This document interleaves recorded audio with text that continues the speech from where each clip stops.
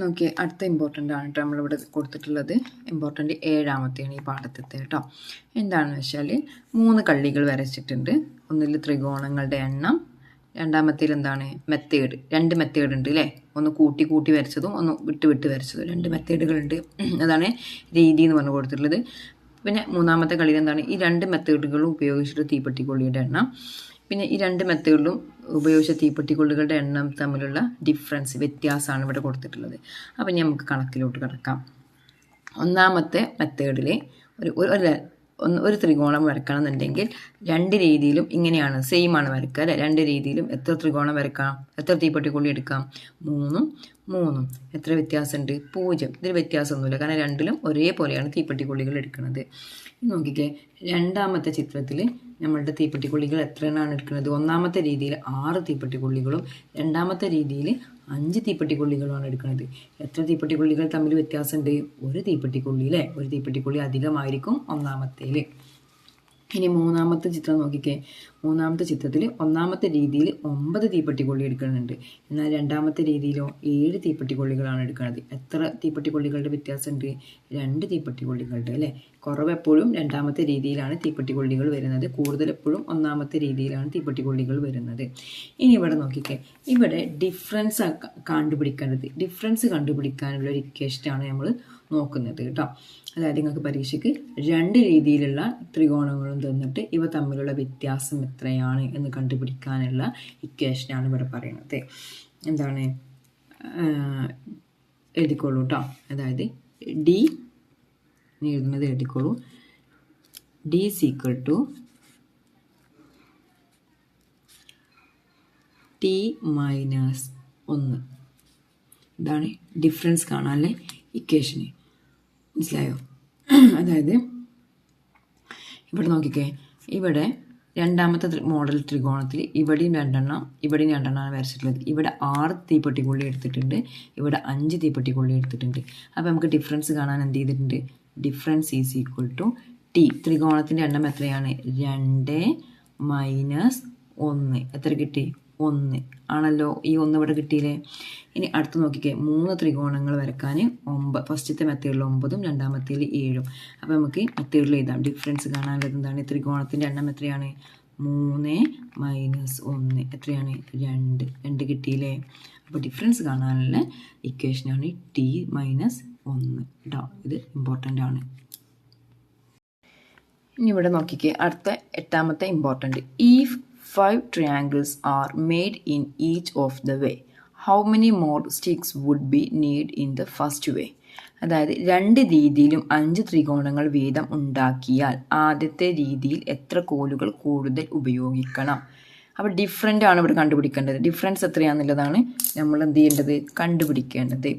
Okay, അപ്പോൾ നമുക്ക് എന്ത് ചെയ്യാം? 2 ട്രയാങ്കിളും എത്ര ഉണ്ട്? 5 വീതമാണ്. 1ാമത്തെ രീതിയിലും 5 2ാമത്തെ രീതിയിലും എത്രയാണ്? 5 ട്രയാങ്കിളാണ് വരച്ചിട്ടുള്ളത്. പക്ഷേ എന്തിലാണ് വ്യത്യാസമുള്ളത്? മാറ്റ് സ്റ്റിക്ക്, തീപ്പെട്ടിക്കൊള്ളിയുടെ എണ്ണത്തിലാണ് എന്തുള്ളത്? വ്യത്യാസം വന്നിട്ടുള്ളത്. അപ്പം എത്ര തീപ്പെട്ടിക്കൊള്ളി ആയിരിക്കും 1ാമത്തെ ത്രികോണത്തിന് കൂടുതൽ എടുത്തിട്ടുണ്ടാകുക എന്നാണ് ചോദിച്ചിട്ടുള്ളത്. 2ാമത്തിനേക്കാളും കൂടുതൽ 1ാമത്തേൽ എത്ര തീപ്പെട്ടിക്കൊള്ളി എടുത്തിട്ടുണ്ടാവും എന്നാണ് ചോദിച്ചിട്ടുള്ളത്. അത് കണ്ടുപിടിക്കാൻ എന്താണ്? സിമ്പിളാണ് അല്ലേ. നമ്മൾ പഠിച്ച ഡിഫറൻറ്റ് കാണാനുള്ള ഇക്വേഷൻ എന്താണ്? D is equal to T minus 1. എത്രയാണ്? എത്രയാണുള്ളത്?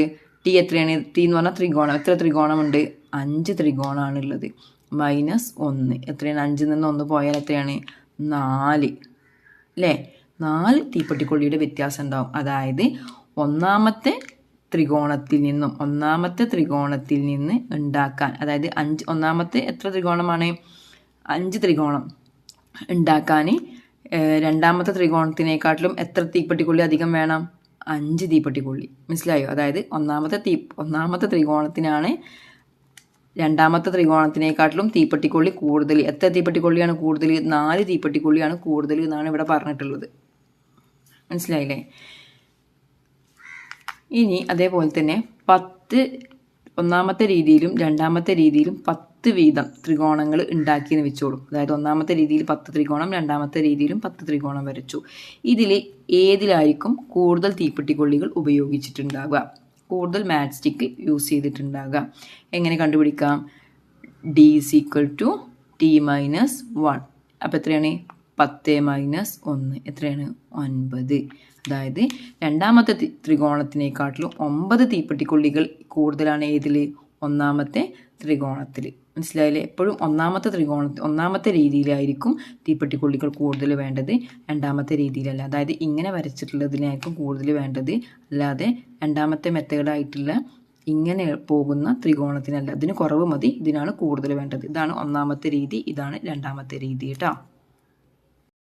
ഓക്കെ, ഇനി അടുത്ത് നമ്മൾ പറയാൻ പോകുന്നത് സ്ക്വയറിൻ്റെയാണ്, സമചതുരത്തിൻ്റെയാണ്. നമ്മൾ ഇത്രയും നേരം പറഞ്ഞിട്ടുണ്ടായിരുന്നത് എന്താണ്?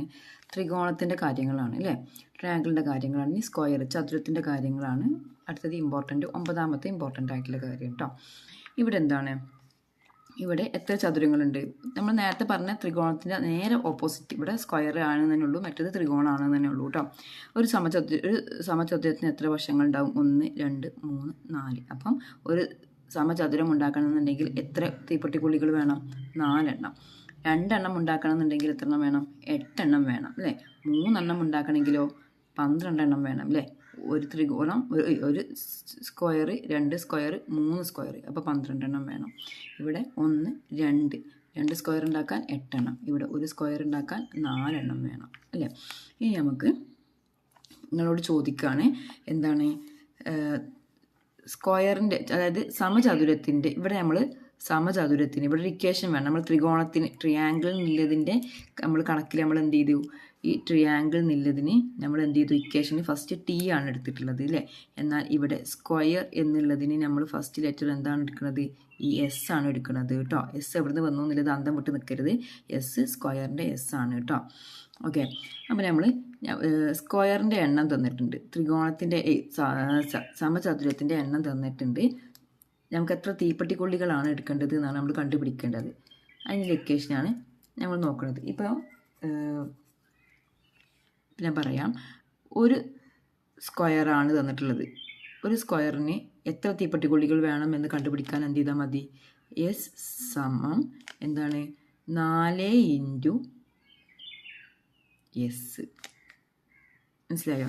നേരത്തെ നമ്മൾ ഒരു ത്രികോണത്തിൻ്റെ എത്ര തീപ്പെട്ടിക്കൊള്ളികൾ കാണണം എന്നുള്ളതിന് നമ്മൾ എന്ത് ചെയ്തു? എസ്സിന് പകരം എന്ത് ചെയ്തു? ടി സമം 3 × ടി ആണ് എടുത്തിട്ടുള്ളത്. 3 എന്ന് പറഞ്ഞിട്ടുള്ളത് എന്താണ്? ഈ ത്രികോണത്തിൻ്റെ 3 വശമാണ്. മനസ്സിലായോ? ഇവിടെ എസ് പറഞ്ഞിട്ട് നമ്മൾ 4 എടുത്തിട്ടുള്ളത് എന്താണ്? ഈ സമചതുരത്തിൻ്റെ 4 വശങ്ങളാണ്. അത് മനസ്സിലാക്കണം കേട്ടോ. അപ്പം 4 × എസ്, എത്ര ത്രികോണം തന്നിട്ടുണ്ട്? നമുക്ക് 4 മാറ്റാൻ പറ്റില്ല, 4 അങ്ങനെ തന്നെ. 4 × എസ് എത്ര ത്രികോണമാണ്? 1. അപ്പം 1, 4 × 1 4. 4 തീപ്പെട്ടിക്കൊള്ളികളാണ് എടുക്കേണ്ടത്. എസ് അല്ല കേട്ടോ, എം ആണ്. എം = ആണ് കേട്ടോ. മനസ്സിലായോ? 4 തീപ്പെട്ടിക്കൊള്ളികളാണ് എടുക്കേണ്ടത്. അങ്ങനെയാണെന്നുണ്ടെങ്കിൽ ഇപ്പോൾ ഇവിടെ 4 സ്ക്വയർ ഉണ്ടാക്കാൻ 12 തീപ്പെട്ടിക്കൊള്ളികളാണ് വേണ്ടത് എന്ന് പറഞ്ഞു. അങ്ങനെയാണെങ്കിൽ 5 സ്ക്വയർ ഉണ്ടാക്കാൻ, 5 സ്ക്വയറിന് 5 എസ് എന്ന് പറയുകയാണ്. 5 സ്ക്വയർ ഉണ്ടാക്കാൻ എത്ര എം വേണം, അതായത് എത്ര തീപ്പെട്ടിക്കൊള്ളി വേണം എന്നുള്ളത് എങ്ങനെ കണ്ടുപിടിക്കാം? നമുക്ക് പഠിച്ച ഈ ഇക്വേഷൻ എഴുതാം. എന്താണ്? തീപ്പെട്ടിക്കൊള്ളി കാണാൻ എന്താണ്? എം = എസ് × 4 അല്ലേ. എത്രയാണ് എസ്? എത്രയാണ്? 5 ആണ്. 5 സ്ക്വയറാണ്. 5 × 4 എത്രയാണ്? 5 × 4 20. 20 തീപ്പെട്ടിക്കൊള്ളികളാണ് നമുക്ക് എടുക്കേണ്ടി വരിക. മനസ്സിലായില്ലേ? ത്രികോണത്തിൻ്റെ നേരെ ഓപ്പോസിറ്റ്, ഇവിടെ 3 എന്നുള്ളതിന് പകരം നമ്മൾ എന്ത് ചെയ്തു? 4 എന്ന് കൊടുത്തു. കാരണം വശങ്ങൾ 4 എണ്ണം ആയതുകൊണ്ടാണ് കേട്ടോ. അപ്പോൾ നമ്മൾ സ്ക്വയർ, അതായത് ചതുരം തന്നു കഴിഞ്ഞാൽ തീപ്പെട്ടിക്കൊള്ളികൾ എത്ര ഉണ്ട് എന്നുള്ളത് കണ്ടുപിടിക്കാനുള്ള ഇക്വേഷന് നമ്മൾ പഠിച്ചു. എന്താണ്? എം സമം എസ് × 4. ഇത് മറക്കരുത് കേട്ടോ. ഓക്കെ, ഇനി അടുത്തത് തീപ്പെട്ടിക്കൊള്ളികളുടെ എണ്ണം തന്നിട്ടുണ്ട്. തീപ്പെട്ടിക്കൊള്ളികളുടെ എണ്ണം തന്നിട്ട് സ്ക്വയർ എത്ര എണ്ണം ഉണ്ടാക്കാൻ പറ്റും എന്നുള്ളത് കണ്ടുപിടിക്കാൻ എന്ത് ചെയ്യുക? നേരത്തെ അതേപോലെ തന്നെ എന്താണ് നമ്മൾ ട്രയാങ്കിൾ എങ്ങനെ കണ്ടുപിടിച്ചിട്ടുള്ളത്? ത്രികോണത്തിൻ്റെ തീപ്പെട്ടിക്കൊള്ളികളുടെ എണ്ണം തന്നിട്ട് ത്രികോണം എത്ര ഉണ്ടാക്കാൻ ചെയ്യാൻ പറ്റും എന്നുള്ളത് നമ്മൾ എങ്ങനെ കണ്ടുപിടിച്ചിട്ടുള്ളത്? ടി സമം എത്രയാണ്? m/3 അല്ലേ. ഇതിനിവിടെ പകരം എന്ത് ചെയ്യുക? ടിക്ക് പകരം എസ് എടുക്കുക. എസ് സമം m/3 3-ന് പകരം എത്ര എടുക്കുക? 4 എടുക്കുക. മനസ്സിലായി? ഈ 4 എവിടെ നിന്നാണ് വന്നത് എന്ന് മനസ്സിലായില്ലേ? ത്രികോണത്തിന് 4 വശമാണുള്ളത്. 1 2 3 4. ആ 4ആണിത്. ത്രികോണത്തിനല്ല, സോറി, സമചതുരത്തിന് 4 വശങ്ങളാണുള്ളത്. ആ 4. ഇവിടെ 3 വന്നത് എങ്ങനെയാണ്? ഒരു ത്രികോണത്തിന് 3 വശമാണുള്ളത്. ആ 3ആണ് ഇവിടെ വന്നിട്ടുള്ളത് കേട്ടോ. അപ്പം നമുക്ക് തീപ്പെട്ടിക്കൊള്ളികളുടെ എണ്ണം തന്നു കഴിഞ്ഞാൽ എത്ര സ്ക്വയർ ഉണ്ടാക്കാം എന്നുള്ളത് കണ്ടുപിടിക്കാൻ 4 കൊണ്ട് ഹരിച്ചാൽ മതി. നമുക്കിപ്പം 32 തീപ്പെട്ടിക്കൊള്ളികൾ തന്നിട്ടുണ്ട്. എത്ര സ്ക്വയർ ഉണ്ടാക്കാം എന്നുള്ളത് കണ്ടുപിടിക്കാൻ നമുക്ക് എന്ത് ചെയ്താൽ മതി? 32/4, അതായത് 32നെ 4 കൊണ്ട് ഹരിക്കുക. 32 ഹരിക്കണം 4. 4ൻ്റെ കൊണ്ട് പട്ടികയിൽ 32 ഉണ്ടോ? 4 4 2 4 8 3 4 12 4 4 16 5 4 20 6 4 4 7 4 28 8 4 32 8 4 32. കുറക്കുക 0 0. എത്ര ഉണ്ടാക്കാം? 8 സ്ക്വയർ ഉണ്ടാക്കാം. മനസ്സിലായോ? 32 തീപ്പെട്ടിക്കൊള്ളി കൊണ്ട് 8 സ്ക്വയർ ഉണ്ടാക്കാം. നോക്കിക്കഴിഞ്ഞ് നമ്മൾ ചെയ്യാൻ പോകുന്നത് ഇമ്പോർട്ടൻ്റ് ആയിട്ടുള്ള 10ാമത്തെ കണക്കാണ് ഇത്. നമ്മൾ ഇങ്ങനെ നേരത്തെ വരച്ച ചതുരം എങ്ങനെയായിരുന്നു? ഇങ്ങനെ വരച്ചു. 1ാമത്തെ ചതുരത്തിന് 1 തന്നെയാണ്. 2ാമത്തെ ചതുരം നമ്മൾ ഇതിൻ്റെ മുകളിലാണ് വരച്ചിട്ടുള്ളത് അല്ലേ? 3ാമത്തെ ചതുരം ഇങ്ങനെ വരച്ചു. 4ാമത്തെ ചതുരം ഇങ്ങനെ വരച്ചിട്ടാണ് പോയത്. എന്നാൽ ഇപ്പം വരക്കുന്ന ചതുരങ്ങൾ എങ്ങനെയാണ്? കൂട്ടി കൂട്ടി യോജിപ്പിച്ചിട്ടാണ്. ഇങ്ങനെ ഇങ്ങനെ ഇങ്ങനെ ആണല്ലോ. അപ്പം ഇതിനെത്ര തീപ്പെട്ടിക്കൊള്ളികൾ വേണം നോക്കാം. ഒരു ചതുരം ഉണ്ടാക്കാൻ 1 2 3 4 തീപ്പെട്ടിക്കൊള്ളികൾ. 2 ചതുരം ഉണ്ടാക്കണമെങ്കിലോ 1 2 3 4 5 6 7 എണ്ണമാണ് എടുത്തിട്ടുള്ളത്. നമ്മൾ നേരത്തെ എത്ര എണ്ണം എടുത്തിട്ടുണ്ടായിരുന്നു? ഇങ്ങനെ കൂട്ടി യോജിപ്പിക്കാത്തതാണെങ്കിൽ എത്ര എണ്ണം എടുത്തിട്ടുണ്ടാവും? 8 എണ്ണമാണ് എടുത്തിട്ടുള്ളത് അല്ലേ? ഇനി 3 എണ്ണത്തിന് 1 2 3 4 5 6 7 8 9 10 എണ്ണം എടുത്തിട്ടുണ്ട്. 4ാം ഉണ്ടാക്കണമെങ്കിലോ 1 2 3 4 5 6 7 8 9 10 11 12 13 തീപ്പെട്ടിക്കൊള്ളികളാണ് എടുത്തിട്ടുള്ളത്. മനസ്സിലായില്ലേ? അപ്പം നമ്മൾ നേരത്തെ ചെയ്ത ത്രികോണത്തിൻ്റെ സെയിം കണക്കിന് മറ്റേ നമ്മൾ നേരത്തെ ചെയ്ത ത്രികോണം എങ്ങനെയായിരുന്നു? ഇങ്ങനെ ത്രികോണങ്ങൾ ചേർത്ത് വരച്ചിട്ട് അല്ലേ? ചേർത്താണ് വരച്ചിട്ടുണ്ടായിരുന്നത് അല്ലേ? ആദ്യം ഒറ്റയ്ക്കുള്ള ത്രികോണങ്ങൾ വരച്ചു. പിന്നെ അതെന്ത് ചെയ്തു? നമ്മൾ ചേർത്ത് വരച്ചു അല്ലേ? അതുപോലെ തന്നെ ഇതും ആദ്യം നമ്മൾ ഒറ്റയ്ക്കുള്ള ചതുരങ്ങൾ വരച്ചു. പിന്നെന്താണ്? ഇപ്പം ചേർത്തിട്ടുള്ള ചതുരങ്ങളാണ് നമ്മൾ വരക്കുന്നത്. മനസ്സിലായല്ലോ?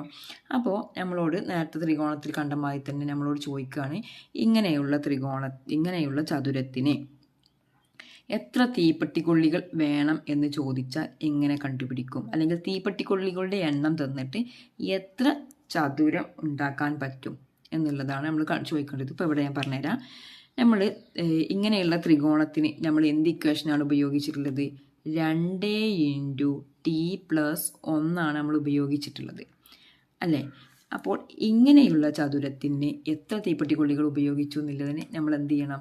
2ന് പകരം നമ്മളിവിടെ 3 × tക്ക് പകരം നമ്മൾ s+1 കൊടുക്കുക. ഇതാണ് ഇതിൻ്റെ ഇക്വേഷൻ. മനസ്സിലായി? ഇവിടെ 2ന് പകരം 3. ഈ 3 ഒരിക്കലും മാറൂല. ത്രികോണത്തിൻ്റെ ഈ 2 ഒരിക്കലും മാറൂല. സ്ക്വയറിൻ്റെ ഈ 3 ഒരിക്കലും മാറൂല. എസ് എന്ന് പറഞ്ഞാൽ സ്ക്വയറിൻ്റെ എസ് ആണ്, ചതുരത്തിൻ്റെ എസ് ആണ് കേട്ടോ. അത് ടി എന്ന് പറഞ്ഞാൽ ത്രികോണത്തിൻ്റെ ടി ആണ്. +1 ഈ ഒന്നും മാറില്ല. അപ്പം എങ്ങനെ നോക്കാം? ഇപ്പം നമുക്ക് ഈ കണക്ക് ശരിയാണോ നോക്കാം. 3 ഗുണിക്കണം എത്ര ത്രികോണമാണിത്? 4 +1. ഇത് പ്ലസ് ആണ്. +1 എത്ര വരിക? 4 3 12. 12 3 13. കിട്ടിയില്ലേ?